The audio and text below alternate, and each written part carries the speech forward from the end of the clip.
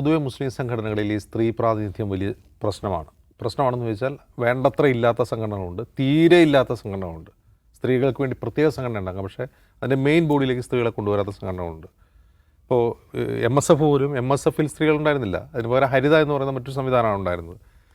Youth ലീഗിലാകട്ടെ ചിലപ്പോൾ മെമ്പർമാരൊക്കെ ഉണ്ടായിരുന്നിരിക്കാം, പക്ഷേ ഭാരവാഹി തലത്തിലോ സംസ്ഥാന കമ്മിറ്റിയിലൊന്നും സ്ത്രീകളുണ്ടായിരുന്നില്ല. ഇപ്പോൾ 2021 അന്ന് PMA സലാം പ്രഖ്യാപിക്കുന്നത് മുസ്ലിം ലീഗിൻ്റെ ഉപസംഘടനകളിൽ ഈ വനിതാ പ്രാതിനിധ്യങ്ങൾ ഉറപ്പാക്കുമെന്ന് പ്രഖ്യാപിക്കുന്നു. പക്ഷേ പിന്നീട് നടന്ന പുനഃസംഘടനയിലൊന്നും സ്ത്രീകളുണ്ടായിരുന്നില്ല.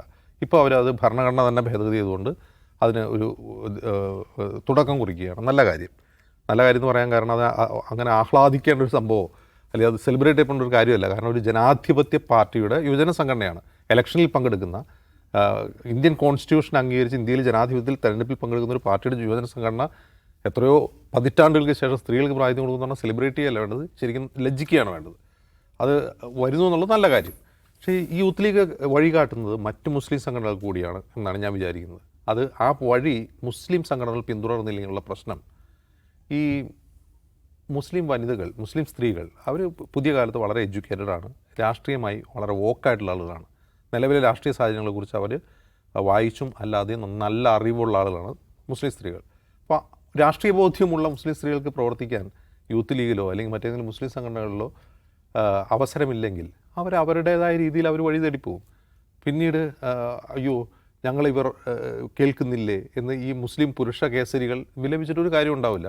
അല്ലെങ്കിൽ ഞങ്ങളുടെ വാക്കുകൾ അവർ കേൾക്കുന്നില്ലേ, അല്ലെങ്കിൽ ഞങ്ങൾ ചിന്തിക്കുന്ന പോലെ അവർ ചിന്തിക്കുന്നില്ലേ, അല്ലെങ്കിൽ അവരൊക്കെ വഴിതെറ്റിപ്പോവുകയാണ്, ഗർഭസ്ഥ ശിശു 4 വർഷം വരെ കിടക്കുമേ എന്നൊക്കെ പ്രസംഗിച്ചിട്ടൊന്നും ഒരു കാര്യമില്ല. ഇങ്ങനെയുള്ള മണ്ടത്തരം വിളിച്ചു പറയുന്ന സമുദായ നേതാക്കളോട് പോയി പണി നോക്കിയെന്ന് മുസ്ലിം സ്ത്രീകൾ പറയും. ഈ ബോധ്യം മുസ്ലിം ലീഗ് നേതൃത്വത്തിന് ഉണ്ടാകുന്നതുകൊണ്ടാണ് അവരിപ്പോൾ വൈകിയാണെങ്കിലും ഇങ്ങനൊരു തീരുമാനം എടുക്കുന്നത്. ഞാൻ വിചാരിക്കുന്നത് വലിയ സെലിബ്രേറ്റ് ചെയ്യപ്പെടുന്ന സംഭവമൊന്നുമല്ല, പതിറ്റാണ്ടുകൾക്ക് മുമ്പേ ചെയ്യേണ്ട കാര്യമാണ്. പ്രത്യേകിച്ച് ഒരു ജനാധിപത്യ പാർട്ടി എന്ന നിലയിൽ മുസ്ലിം ലീഗ് അത് മുമ്പേ ചെയ്യേണ്ടതായിരുന്നു.